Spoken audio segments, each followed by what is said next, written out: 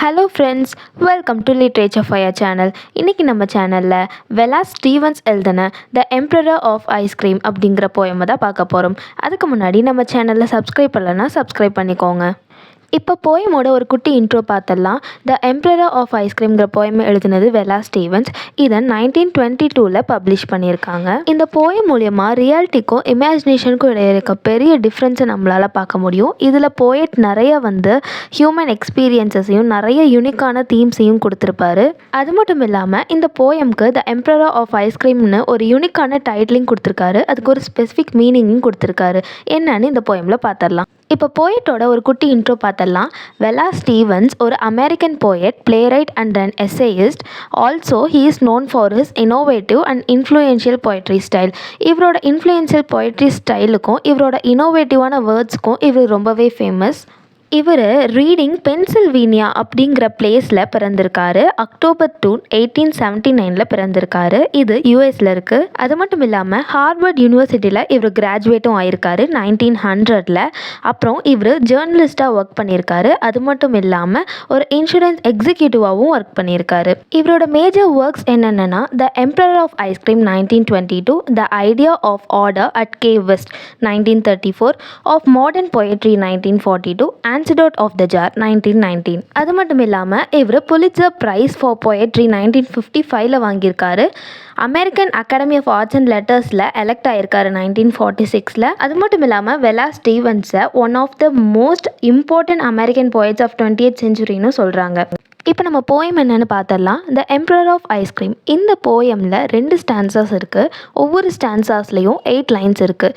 இப்போ நம்ம first stanza பார்க்கலாம். Call the roller of big cigars, the muscular one, and bid him whip in kitchen cups, concupiscent curds. Call the roller. Call அப்படின்னா கூப்பிட்றது. இங்கே யாரையோ கூப்பிட்றாங்க. யாரை கூப்பிட்றாங்க? The roller of big cigars. Roller of big cigars in the sense, big cigars அப்படின்னா இந்த பிக்சரில் பார்க்குறீங்களா, இதுதான் சிகார்ஸ், அதாவது சுருட்டுன்னு சொல்லுவோம் பார்த்தீங்களா, அந்த ரோலரை யூஸ் பண்ணுற ஒருத்தவங்களை கூப்பிட்றாங்க. த மஸ்குலர் ஒன். அவர் எப்படி இருப்பாராமா? மஸ்குலர் ஒன்னாக இருப்பாராம். மஸ்குலர்னால் ஒரு ஜெய்ஜாண்டிக்கா, நல்ல உயரமாக, குண்டா, ஒரு பெரிய மனுஷனாக இருப்பார். அதை தான் மஸ்குலர் ஒன்னு சொல்கிறாங்க. And bid him. பிட் அப்படின்னா ஆஸ்க், கேட்குறது. அவரை என்னன்னு சொல்லி கேட்குறாங்கன்னா, விப்புனா கலக்கிறது. அவரை கூப்பிட்டு எதையோ ஒன்று கலக்க சொல்கிறாங்க. என்னன்னா, இன் கிச்சன் கப்ஸ் கான்கியூபிசன்ட் கர்ட்ஸ். கிச்சனில் இருக்கிற கெட்டு போன தயிர். கான்கியூபிசன்ட் அப்படின்னா தன் தன்மையை இழந்த தயிர். அந்த கெட்டு போன தயிரை அந்த மனுஷனை கூப்பிட்டு கிச்சனில் இருக்க கப்ஸில் இருக்கிற கெட்டு போன தயிரை கலக்க சொல்கிறாங்க. எதுக்கு கலக்க சொல்கிறாங்க? இந்த லைன் மூலயமா 2 இன்னர் மீனிங்கை போயட் கொடுத்துருப்பாரு. என்ன அப்படின்னா, இந்த கான்கியூபிசன் கர்ட், அதாவது இந்த கெட்டு போன தயிர் மாதிரி இந்த ஃபேமிலியும் ஒரு கெட்டு போன ஃபேமிலி அப்படிங்கிறதையும் நம்ம தெரிஞ்சுக்கலாம். இன்னொன்று, அந்த ஃபேமிலியோட எக்கனாமிக் ஸ்டேட்டஸ் என்ன அப்படின்னா, ஒரு பால் கூட இல்லை அந்த ஃபேமிலியில் கலக்கி கொடுக்கறதுக்கு. அவங்க கெட்டு போன தயிரை கலக்கிட்டு இருக்காங்க இல்லையா, அதனால அந்த ஃபேமிலியோட எக்கனாமிக் ஸ்டேட்டஸ் பற்றி நம்ம தெரிஞ்சுக்கலாம். எக்கனாமிக்கலாக அந்த ஃபேமிலி ரொம்ப லோவாக இருக்குது அப்படின்னு தெரிஞ்சுக்கலாம். Let the wenches dawdle in such dress as they are used to wear, and let the boys bring flowers in last month's newspapers. Let the wenches அப்படின்னா ஒரு விஷயத்தை ஈஸியாக அடாப்ட் பண்ணிக்கிற ஒரு பொண்ணு. அதனால இங்கே போயிட்டு இதை எதுக்கு மென்ஷன் பண்ணியிருக்காருனா, இங்கே கான்க்யூபைனை பற்றி பேசுகிறாங்க. கான்க்யூபைன் அப்படின்னா யாரும் இல்லை, ப்ராஸ்டியூட் தான். ஒரு ப்ராஸ்டியூட்டை தான் இங்கே வென்ச்சர்ஸ் அப்படின்னு போயட் மென்ஷன் பண்ணியிருக்காரு. Let the wenches dawdle. Dawdle அப்படின்னா மெதுவாக நகருது, move slowly. In such dress. Such ட்ரெஸ்னால் அவங்க எப்போதும் வியர் பண்ணிக்கக்கூடிய ஒரு ரொட்டீனான ட்ரெஸ். அந்த வென்ச்சர்ஸ், அந்த ப்ராஸ்டியூட் எப்படி நகர்றாங்களாமா, அவங்களோட எப்போதும் போட்டிருக்கிற ட்ரெஸ்ஸில் அப்படி ஸ்லோவாக மூவ் ஆகுறாங்களாமா. ஆஸ் தே யூஸ் டு வியர்னா அவங்க எப்போதும் ரெகுலராக உடுத்திக்கொள்கிற ஒரு உடை. And let the boys bring flowers in last month's newspaper. இங்கே பாய்ஸ் அப்படின்னு யாரை சொல்கிறாங்கன்னா, இவங்க ஒரு ப்ராஸ்டியூட்டுங்கிறனால கண்டிப்பாக ஒரு நெய்பர் பாய்ஸ், அந்த ஏரியா பாய்ஸை தான் சொல்லுவாங்க. அப்போது அந்த பாய்ஸ்லாம் வராங்க. எப்படி வராங்கன்னா, ஃப்ளவர்ஸ் கொண்டு வராங்க. அதுவும் எப்படி? அதை பழைய news paper, last month news பேப்பரில் சுற்றி கொண்டு வராங்க.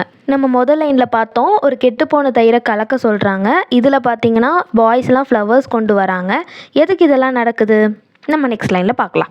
Let be be finale of seem the only emperor is the emperor of ice cream. இதில் லெட் பி பி, இந்த முதல் பி பார்த்திங்கன்னா பீயிங் அப்படின்னு சொல்லுது. பீயிங் அப்படின்னா ப்ரெசண்ட்டில் நடக்கிற விஷயத்த சொல்கிறாங்க. ரெண்டாவது பி அப்படின்னா லெஃப்ட் அலோன். இங்கே அந்த ப்ராஸ்டியூட் லெஃப்ட் அலோன் அப்படின்னு சொல்கிறாங்க. அந்த ப்ராஸ்டியூட் தனியாக விடப்பட்டாங்க அப்படின்னு சொல்கிறாங்க.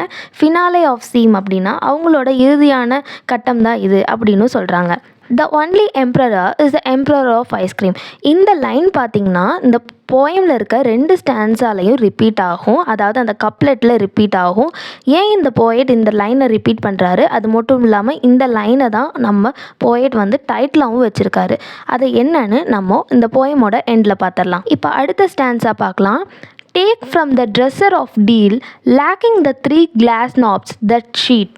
இப்போது ஏதோ ஒரு விஷயத்தை எடுக்க சொல்கிறாங்க. என்னென்னா டேக் ஃப்ரம் த ட்ரெஸ்ஸர் அப்படின்னா பீரோ, வார்ட்ரோப் இந்த மாதிரி.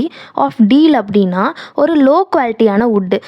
அது வந்து ஈஸியாக கிடைக்கும் எல்லா இடத்துலையும். அந்த லோ குவாலிட்டி வுட், அந்த டீலால் செய்யப்பட்ட அந்த ப்ராஸ்டியூட்டோட அந்த பீரோவை எடுத்துகிட்டு வர சொல்கிறாங்க. இப்போது அந்த பீரோவில் என்ன இல்லையாமா, லேக்கிங் 3 கிளாஸ் நாப்ஸ். கை பிடிப்போம் பார்த்தீங்களா அந்த நாபு, அந்த கிளாஸ் நாப் 3 கிளாஸ் நாப் இருக்கும். அந்த 3 கிளாஸ் நாப் அதில் இல்லை அப்படின்னு சொல்கிறாங்க. On which she embroidered fantails once and spread it so as to cover her face. இந்த லைனில் என்ன சொல்கிறாங்க அப்படின்னா, அந்த prostitute once upon a time ரொம்ப ஒரு ஆர்டிஸ்டிக்கான ஒரு லேடி அப்படின்னு இதில் தெரிவிக்கிறாங்க. ஏன் அப்படின்னா அவங்க நிறையா எம்ப்ராய்டிங் பண்ணுவாங்க. அது மட்டும் இல்லாமல் ஃபேன்டைல்ஸை எம்ப்ராய்டிங் பண்ணியிருக்காங்க. ஃபேன்டைல்ஸ் அப்படின்னா இந்த பிக்சரில் காட்டியிருக்கோம் பார்த்தீங்களா, இந்த பேர்டு தான் ஃபேன்டைல்ஸ். இந்த மாதிரி அழகழகான எம்ப்ராய்டிங் பண்ண ஒரு லேடி தான் இந்த ப்ராஸ்டியூட். அதாவது மேபி அவங்க அப்பா அம்மா கூட இருக்கும்போது, ஹாப்பியாக இருக்கும்போது இந்த மாதிரி பண்ணியிருக்கலாம் அப்படின்னு இந்த இடத்துல மென்ஷன் பண்ணியிருக்காங்க. இப்போ அதை என்ன சொல்கிறாங்க, அந்த எம்ப்ராய்டிங் பண்ண கிளாத்தை எடுத்துகிட்டு வாங்க. எதுக்கு எடுத்துகிட்டு வர சொல்கிறாங்கன்னா, அந்த ப்ராஸ்டியூட்டோட ஃபேஸை கவர் பண்ணுறதுக்கு. எதுக்கு அவங்க ஃபேஸை கவர் பண்ணுறாங்கன்னு ஒரு கொஷின் மார்க் வருது இல்லையா. எதுக்கு அப்படின்னா இந்த இடத்துல தான் ரிவீல் பண்ணுறாங்க. இங்கே நடந்துட்டு இருக்கிறது ப்ராஸ்டியூட்டோட ஃபியூனரல். ப்ராஸ்டியூட் வந்து இறந்துட்டாங்க. ஸோ இப்போ அந்த கெட்டுப்போன தயிரை கலக்குனது எல்லாமே அந்த ஃபியூனருக்கு வரவங்களை கொடுக்கறதுக்கு, அந்த பாய்ஸ் வந்து ஃப்ளவர்ஸ் எடுத்துகிட்டு வந்ததும் கூட இந்த ப்ராஸ்டியூட்டை பார்க்குறக்காக, அதாவது டெட் பாடியை பார்க்குறக்காக. இந்த போயமில் ஒரு இடத்துல கூட போயட் வந்து அவங்க டெத்தை டைரெக்டாக ரிவீல் பண்ணியிருக்கவே மாட்டார். இந்த இடத்துல தான் ஃபர்ஸ்ட் டைம் கவர் ஹர் ஃபேஸ்னு சொல்லி இன்டைரக்டாக அந்த ப்ராஸ்டியூட்டோட டெத்தை மென்ஷன் பண்ணியிருக்காங்க. If her horny feet protrude they come to show how cold she is and dumb. If her horny feet அப்படின்னா ஒன்றும் இல்லை, மெலிந்த கால்களை தான் சொல்கிறாங்க. ப்ரொட்யூட் அப்படின்னா துருத்திக்கிட்டு இருக்குது. அதாவது அவங்க மேலே அந்த ஒயிட் ஷீட், அவங்க எம்ப்ராய்டிஙங் பண்ண ஷீட்டை போத்துனாங்க இல்லையா, அது வந்து காலுக்கு மட்டும் பத்தலை. அப்போ கால் வந்து வெளியே துருத்திக்கிட்டு இருக்கு. அப்போ அது எப்படி இருக்காமா, ரொம்ப கால் வந்து ரொம்ப கோல்ட் ஆகிடுச்சாமா. அது மட்டும் இல்லாமல் அவங்க டம்ப் ஆகிட்டாங்க. டம்ப் அப்படின்னா அவங்களால பேச முடியாது. ஏன் அப்படின்னா ஒரு காலத்தில் ரொம்பவே சஃபரிங்ஸை, ரொம்பவே ஒரு இன்னல்களை சந்தித்த அந்த ப்ராஸ்டியூட் இப்போ டம்ப் ஆகிட்டாங்க. அதாவது அவங்க இறந்துட்டாங்க அப்படின்னு சொல்கிறாரு. Let the lamp affix its beam. The only emperor is the emperor of ice cream. Let the lamp அப்படின்னா அந்த டெட் பாடிக்கு மேலே, அதாவது ப்ராஸ்டியூட்க்கு மேலே விளக்கு வச்சுருக்காங்க. அதோட ஒளிக்கதிர் வந்து அவங்க மேலே படுற மாதிரி வச்சுருக்காங்க. The only emperor is the emperor of ice cream. இதுதான் இந்த போயமோட டைட்டிலும் கூட. இதை ஏன் ரிப்பீட் பண்ணுறாங்கன்னு இப்போ பார்க்கலாம். The emperor of ice cream அப்படின்னா என்னன்னு இப்போ பார்க்கலாம். The emperor அப்படின்னா ஒரு ரூலரோட கம்பேர் பண்ணுறாங்க. இப்போ ஒரு ரூலர் என்ன பண்ணுவாங்க, அவங்களோட கிங்டமை ரூல் பண்ணுவாங்க. அதை தாண்டி அவங்க ஹாப்பினஸை வெளியே தேடுவாங்க இல்லையா. அதே மாதிரி தான் ஒரு ப்ராஸ்டியூட் கிட்ட வர பர்சன்ஸும் அவங்க ஹாப்பினஸை வெளியே தேடி தான் வராங்க.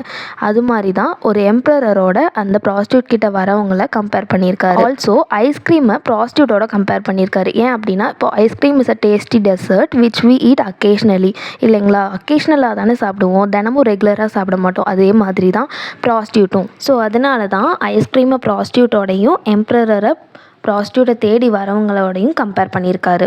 That was the end of the poem, The Emperor of Ice Cream.